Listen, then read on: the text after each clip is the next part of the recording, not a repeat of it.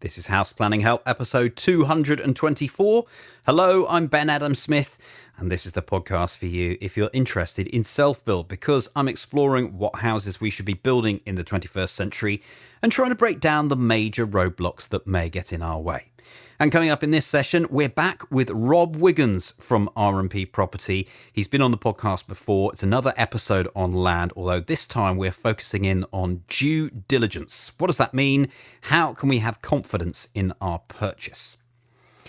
Now, I've been asked a few times as I get towards the end of my self-build project, so what are you going to do next? And there are a few things. First of all, I'm going to have a sit down and just chill for a bit. But there's definitely, on the construction side, I would love to get involved in another project in the long term, but perhaps not immediately. And in the shorter term, well, I'd like to help you with yours. And that's why something that's coming your way very soon, we're looking to introduce some workshops, and particularly at certain stages, so that you know that there's something there that's really going to help you. As with everything we do, we'll try and refine it over time. But that is the plan. We know this episode is all about land. That is definitely one of the roadblocks that people face, particularly if you're unable to join a custom build scheme. We've done a couple of episodes recently about Gravenhill, which is an amazing project, and the right to build register is out there for you. However, if you can't go down that route, then there are definitely other things to learn. So we'll be looking at various workshops, and we've sent a survey out to all of our subscribers to work out what is that big challenge that you're facing, and we'll address the biggest problems first and then develop workshops. And it's something that I love doing, getting out and about. So I'm keen to be out there as well, to meet you, to hear what you're struggling with, how you're getting along, and I think it would just be a really good day. So watch the website for that one. We'll keep you posted. Let's get to our featured interview. Rob Wiggans from R&P Property is my guest, and in episode 214, we talked about finding land. Really, buying a piece of land it's an overlap, isn't it, of getting planning permission, sourcing that land, which was very much the last episode, and also your due diligence. You want to really know what you're buying. So that's what today's episode is about. Also, any other tips that we can get. We start looking at trying to know how much we can pay for a piece of land. So if you've got a plot in mind, how do you know what sort of property it will support? It's a very good question. So first of all, you've got to look at your surrounding area and what will be in keeping with that area, and what will the planning authority, local authority accept. And the easiest way to do that would be to, as soon as possible, engage with the local authority and do a pre-application. So that's simply a sit down with the local authority to ask them questions, present to them what your initial idea is, engage their comments, because they might initially go, no way, Jose, or they might go, oh, right, okay, but if you do this, if you do that, and they'll give you pointers. It's something you'll have to pay for, a pre-application, but it's worth every penny, because you get to know where you stand with the local authority right away. And that applies obviously for self-build, or if you're doing a large-scale development. The pre-application is vital because it saves you time in the long run, because you can get off to a running start rather than a standing start by going off the planning authority's initial comments. And will that in some ways help you avoid both underdeveloping or overdeveloping a site? It will indeed, because they'll tell you what their maximum is, or what they would prefer, how much you put on that site in terms of scale. So an easy example of that would be an area that is already a built-up area that's all 2-story properties. If you're saying, oh, I'd like a 4-story property, please, clearly the local authority will be asking questions. It's also about, as well as speaking to the local authority, using a bit of common sense as well. And looking at ceiling values then, is this all tied in? Maybe you can explain what that means, because I've heard in the past about how you're looking for that ceiling value, because then that's going to help you work the land equation backwards, which is maybe what we'll come on to in a second. Yeah, so ceiling value, the easiest way to get a grasp of that is look at what properties are in your local area going for. And in my role, my research, I never go beyond a quarter of a mile. Clearly, in some situations, in an area there's not a lot of properties, if you're building in the countryside, for example, and quarter of a mile, there's not even a single property in that locality. The easiest way to do that and get them ceiling values would be to engage with a local agent or several local agents is preferable, just to get their comments, because at the end of the day, they're the experts. Is that someone you hire, or have you got people who can just do a quick analysis and it will just be thinking that business might come their way later? Yeah, a bit of both. So it's recommendation. So you would go to a recommended agent, speak to someone who's used them before.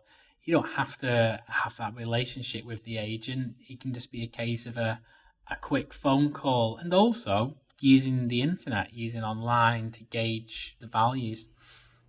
The land equation, then, if we want to know how much a piece of land is worth so we can put in a bid, how would you go about that? The easiest way to do that is, people think land value, it's really, really complicated. It really isn't. All it is the gross development value, which is all the properties on that site, be it 2, 3, or 100 added together, the total cost of sale value for them houses, less all your development costs or your build costs. And that is everything from fees that you'll pay to the local authority, build costs, putting in the infrastructure. It is every single item. That all deducted will leave you with your land value. And in your case as well, you're expecting a profit, because that's the other thing that a self-builder can dig into, but that's also part of that equation. Yes, so it is exactly that. So the developer profit is factored in. So there is the old saying in land, which is very much not the case. A third, a third, a third, which is of your gross development value, a third of it is build cost, a third of it is profit, a third of it is land value. It's definitely not the case for many reasons, but that's the three prongs, if you like, the three slices of the cake of how it's made up. So would you say there are any trends in how that's changing, or just all of those factors can just completely change? Yes. So the main thing that's changing, given the nature of the market, especially in the Midlands and the North, is build costs are going up. Reason for that is demand. So far more demand for materials, far more demand for labour. And on that basis, costs are going up. And I'll give you a fine example of that. Taylor Wimpey announced their half-year results last week, and they announced to shareholders that their build costs, off memory, don't quote me on this, I think it's either 4 or 5% their build costs were going up this year, which is quite a sizable sum. And to make that worse, that's obviously a major player, someone with huge buying power and huge power in the labour market, yet they're factoring in a 4% build cost increase. If you then put that to local builders, self-builders, your build cost is probably going to be higher. And on that basis, there's going to be less of the cake left for the land value. So your land values will be lower. Yeah, definitely my experience. I concur with that it's probably a little bit more than 5%, although it does depend from product to product or whatever you might have. In fact, the design, I think, sometimes has adapted in order to take into account certain things might be shortage on the market, or it's incredible to see all of that as we went through. It is indeed. And the other thing to say, just to touch on labour, is in the recession, the last recession we had 10 years ago now, the candle was burnt at both ends. So you had a whole generation taking early retirement or getting out of the industry because there was no work. And at the same time, you had a whole youth generation not going to college, not going down the construction route to do the apprenticeships because there was no jobs in construction. And on that basis, when we came out of it, there was far less labour to meet demand. So it's been a bit of a double whammy coming out of this recession in terms of labour costs. And dare I mention the word Brexit, which I'm sure was in your mind, but perhaps you're thinking, I don't want to go there. And yeah, very true. We haven't even started that yet. Exactly. So that's only going to compound it even more. And it's a bit of an unknown what Brexit will impact on the market. My view is I think there's a little bit too much worrying going on, but who knows? We know none of us have a crystal ball. Today we want to talk a little bit about due diligence, but I think it might be helpful for a context. We talked last time about finding the land. So can you just recap the main methods of finding land that you use when you're looking for commercial areas to develop? Sure. So there's two main methods that I use, and that's one, an agent network, land agents who are appointed by landowners to sell their land. So I have a constant flurry of sites landing in my inbox advertising that a certain site is for sale. And then secondly, I monitor planning applications using a piece of software called Glenigan, which is every planning permission in whichever area you're monitoring. You get alerted to, and you can then accordingly approach the landowner if they're willing to sell their site. So the first scheme that I purchased for R&P was off that method. I was alerted to a planning permission. I got in touch with actually the architect, who then put me in touch with the vendor, and miraculously he was willing to do a deal and sell the site.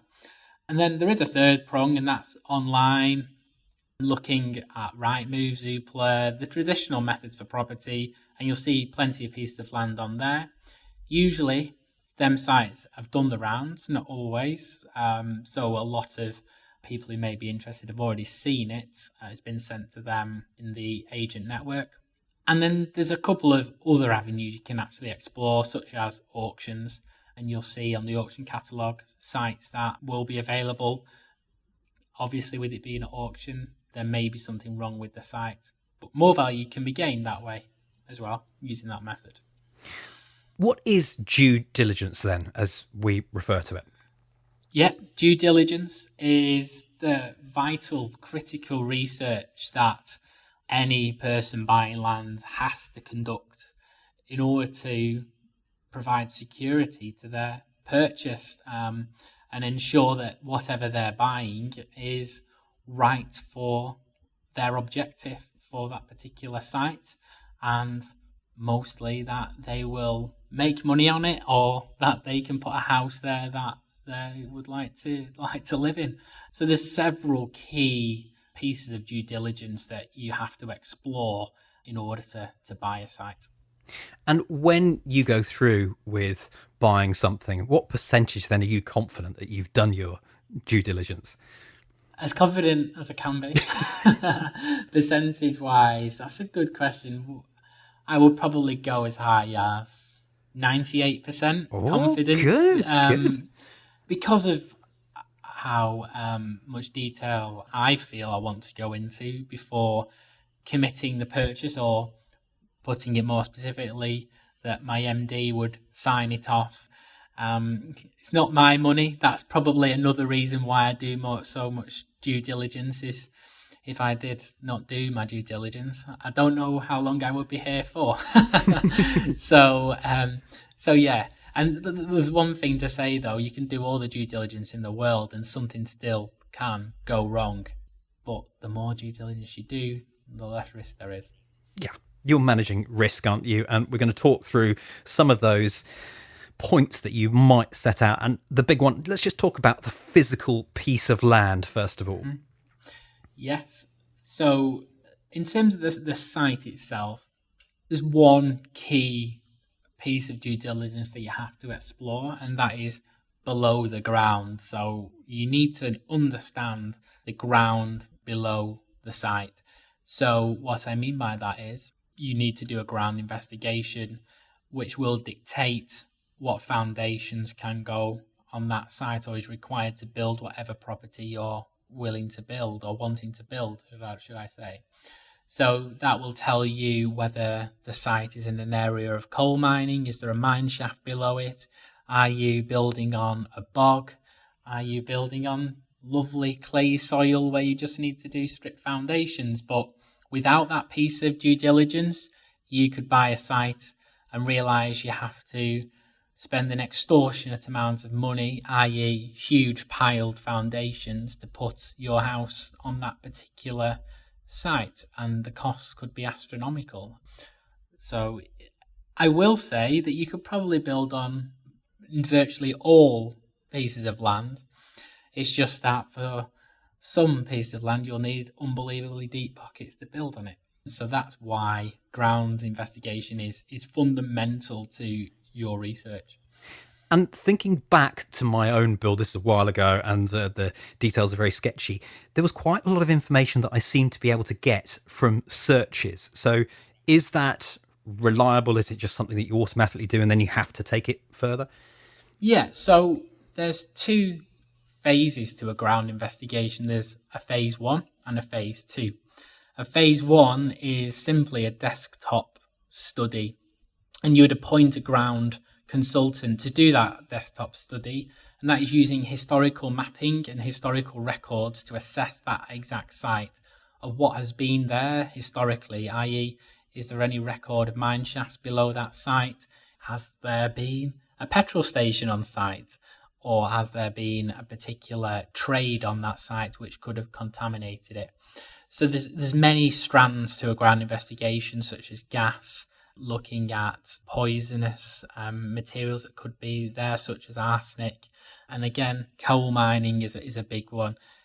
And what a lot of people don't know is an unbelievable amount of coal mining has gone on historically below the ground, which no one is ever aware of or been aware of unless you have access to these coal mining records. So once you've done the phase 1, the ground consultant will tell you to what extent you need to do a phase 2, which is a physical investigation of the site where boreholes are dug, trenches are dug, where they physically investigate the ground. And if the desktop study reveals that nothing has ever gone on that site and it's just been a beautiful green patch of land for all of time, you don't really need to do much of a phase 2 because you know it's a pretty safe bet. But if there's that unknown element or that doubt that there could have been coal mining or there could have been contamination on the site, you may need to do a more rigorous phase 2 investigation, which can be costly. So, for a small site, you could be looking at in the region of 5,000 to 10,000 to do a phase 2 investigation, whereas a desktop study is about £500 to £1,000. Again, the one thing to make you aware of is ground consultants do vary in how good they are. A very reputable ground investigation consultant you'll pay a slight premium for, but it's always worth to spend that little bit more. Now, I think I've got a couple more things that I would still say connect to the ground, and that's archaeology and also ecology. So maybe you can talk through those two and how you might deal with them. Yeah, so ecology, there's certain things that you need to do depending on the site you're buying.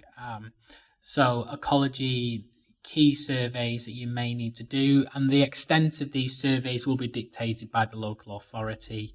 In the pre-application, they'll say, you'll need to conduct X, Y, Z survey for ecology. These such as nesting bird survey is one.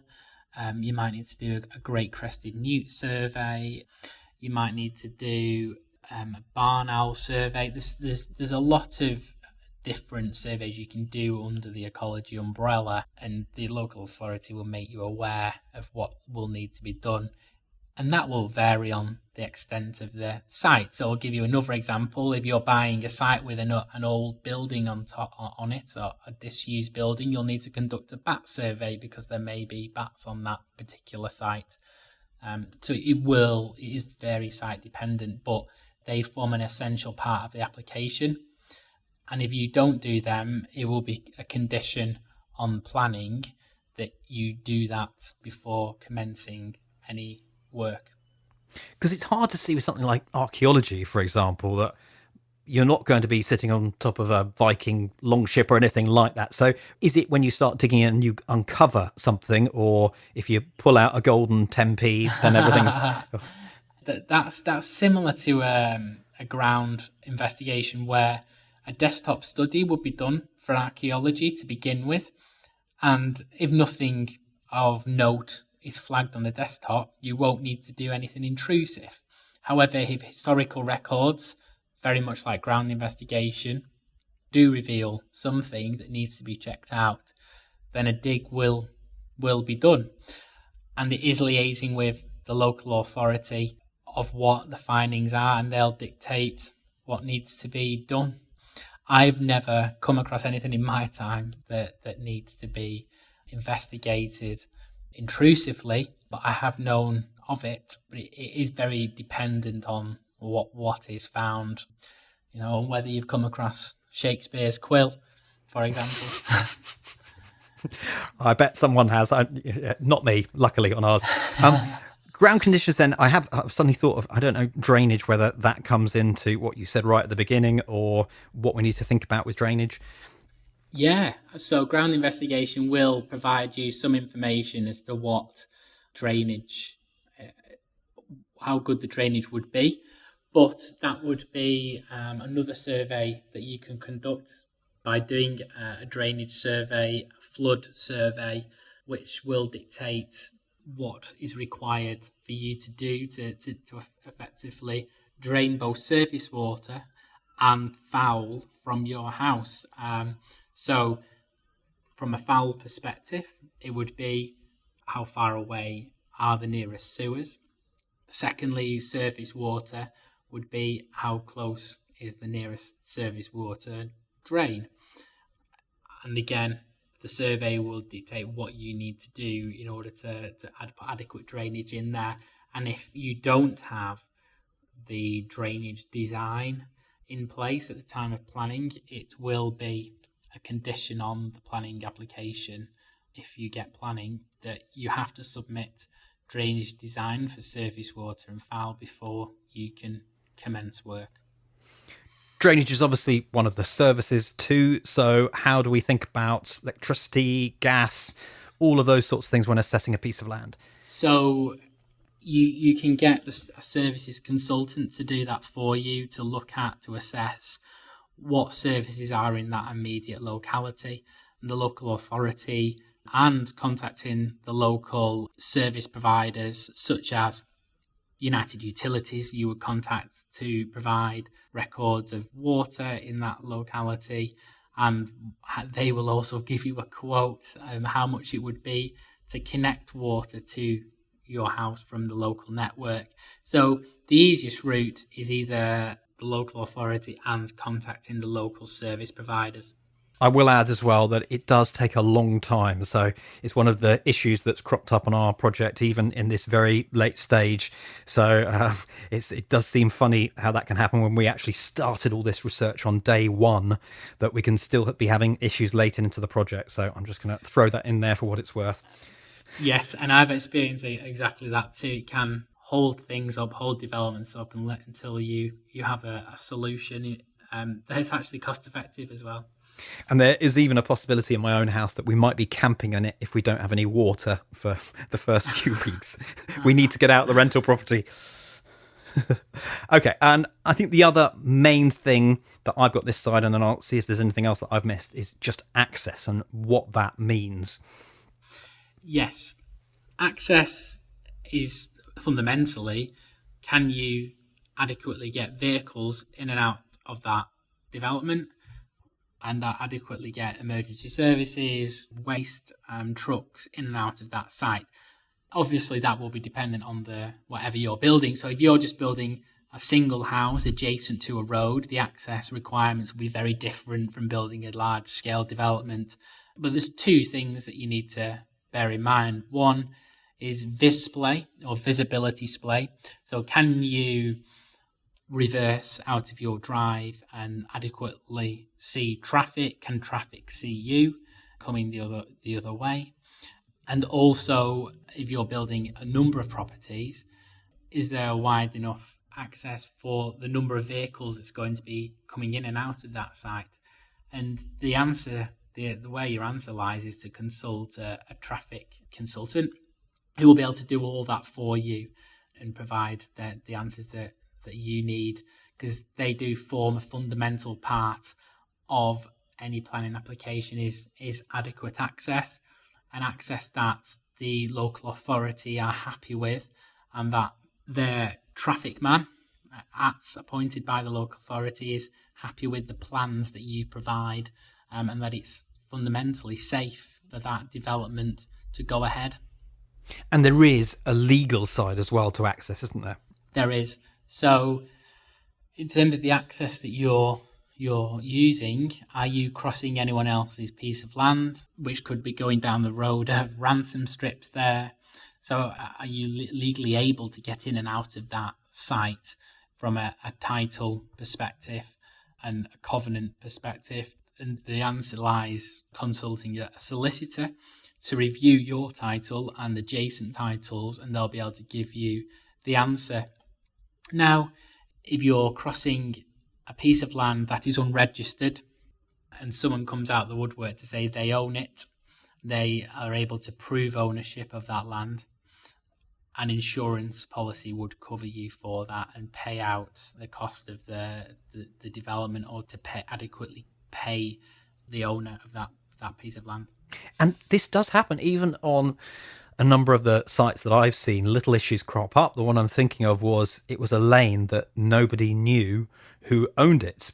However, the piece of land was being sold by the council. So I think as part of the sale of the land, they'd got this insurance in place. It does make you still a little bit nervous about how this lane. But the thing is, there are still other houses that were up there, so they hadn't found it a problem. But yeah, you've got to deal with it somehow. Absolutely. And this insurance, it's not like an astronomical amount. Sometimes it's just hundreds of pounds, or I think I've experienced it before where there wasn't adequate access legally, so we took out insurance, and I think it was £1,500 to take it out. So it's not, it's a decent amount of money, but it's not an unbelievable amount of money considering even small scale development in the grand scheme of things. But insurance is a very common practice because it's pretty rare to come across a site that's absolutely clean legally, and from a due diligence perspective, there's always some element of risk where you need to take out insurance. And it can be a grey area, the law, can't it? And I think that's what you've just alluded to then. So what are your tips then for making sure that you've done the most that you can? Yes, so the easiest and quickest way to do this kind of due diligence is to get a solicitor to take a quick look at the site. And all that is getting the red line plan and the title, the register of that particular piece of land, emailing it, sending it to a solicitor and go, hey, please can you just do a quick check on this? And they'll be able to very quickly give any indications of red flags that may crop up from a legal perspective, such as access an unregistered piece of land adjacent that you may need to cross, or secondly, a covenant that's on the land. You can do it very, very quickly by just asking a recommended solicitor to do that work for you. And you've mentioned a number of times various consultants that you will employ or go to just for some quick advice. How many have you got? What are all the vast range? Yeah, so when I do if I find, golden nugget piece of land, I'll do several key checks. So one, I will send it to a lawyer and say, hey, Steve, please can you do a red flag check on this? I'll send it to my ground consultant. Can you do a quick check on this? Which is him just doing a quick glance of local maps in the area. I'll send it to my architect to assess, because usually I look at sites with planning permission to assess the quality of the planning permission and any conditions that are on the site. They're the three main ones. But then if you want to dig deeper, is there anything else such as a ecologist or a services consultant if you're concerned about local connection? Are there any other elements of our due diligence that we haven't touched on that we should do? I'm hoping I've got them nailed there. No, I think they're all your key ones. Obviously, they go down in levels, don't they? That you can do your rough check and then you can dig down into all of the detail, so long as you've got your strong team. So any tips as we get towards the end of building that strong team, people who actually know what they're talking about? Yes. So before you go flying in, I would make contact with recommended architect and go, hey, I've got a self-build project that I'm maybe considering and I'm looking at sites. Would you be interested in helping me with my due diligence? And off the back of that, we'll appoint you for my project. And then that architect will have certain people around him who will be able to introduce you to a planning consultant, a lawyer potentially, an ecologist. By having an architect in your network, a good architect, they will have all the necessary consultants that you'll need to use to conduct your due diligence. So it's just about having a network around you before you start ploughing into your self-build projects. You need a team around you established. Earlier on, you gave yourself a 98% confidence rating. What happens if you've looked at something and you've got a 90% or 80%? Where is the cutoff point to think, right, ditching this, we're moving on? Number one, biggest piece of advice I would give is gut feeling. So if you always have an element of doubt about a particular site, or there's something not right here, there probably is. Trust your gut is a big piece of advice I can give. And if you don't have confidence in the site, don't go ahead. Don't develop a bias in terms of eagerness to pursue a site just because you want to or you're desperate to get onto a self-build project. Take your time. There's plenty more fish in the sea when it comes to land and development. Make sure you're patient, and the right one will come along if you have the approach of doing the right due diligence. And the other thing to remember is it's all practice, isn't it? As you go along the way, until you've actually parted with your money, you're getting good experience. And that's a very valid point you make. Another piece of advice I would give alongside trusting your gut is practice. So actually do a dry run. So you might come across a site that is out of your price range or is not in an area that you want to buy, but take a look at it and do that due diligence. Have a look at it from an access perspective, from a legal perspective, and speak to a local architect about it. And just find out why that site hasn't sold, or find out what's good and bad about that site. And yeah, do a dry run, because by doing that, when you come across the site that you want, you're already practiced and you're already got a little bit more of a sharper eye than you would have done if you just steamed in with the first site you come across. There's always a story, isn't there? You feel like a detective sometimes when you're going on these. No, you absolutely do. Well, I'm very pleased that we did a round two. Rob, thank you so much. We've had some great information about finding land and then doing our due diligence, and hopefully we can now buy with confidence. Thanks very much, Ben. Head online to take a look at the show notes that accompany this session, houseplanninghelp.com/224. You can review all the main information. Perhaps if you have a comment or you'd like to ask a question, you can scroll down to the bottom and do that, or join the chat on Twitter. We'll link to Rob on Twitter, also to the R&P Property website. Thanks again to them, houseplanninghelp.com/224. Just a couple of things to finish up on today. Firstly, we have opened a Facebook group. Perhaps you're someone who always thinks when I say, oh yeah, join the chat on Twitter. Well, I'm not on Twitter, I'm on Facebook. That's why we're trying to up the game here. It's also a closed group, so I only tell you about it here from the podcast so that I know that you've got our message. talkselfbuild.com is a dedicated URL that will redirect you to that Facebook group, talkselfbuild.com. And it's for you if you're building an eco home, however you're going about it. Maybe it's very much materials led, or perhaps a passive house. you're just looking for a healthy, comfortable home, something that's energy efficient, if that's your bag, then come and join us in there. And if you want to go one step further, we've obviously got the community in the hub, but we've also got all the great content and things to help you along your way, including we just added a new video in the Buckinghamshire Passive House series. Wait for it, I should have a drum roll here. It's the last one. So we've made 20 different videos, all between 5 and 10 minutes in length. And now we're finally at the end of that journey. This one includes the final air tightness result, which is 0.07 air changes per hour at 50 Pascal. That's quite a result. And we look into how they managed to achieve that, because it's not, you don't just go and build a building and then you get that result. That is an outstanding result. And they're probably only maybe 2 or 3 buildings in the country that are better than that. So we have a look, we put that under the microscope. And the other thing is we've got all the regular stuff, the courses, the forum, the progress calls that we hold every month. We'd love you as a member. houseplanninghelp.com/join. Find out what is involved. That's it for today. Thank you so much for listening. The House Planning Help podcast is produced by Regen Media, content that matters.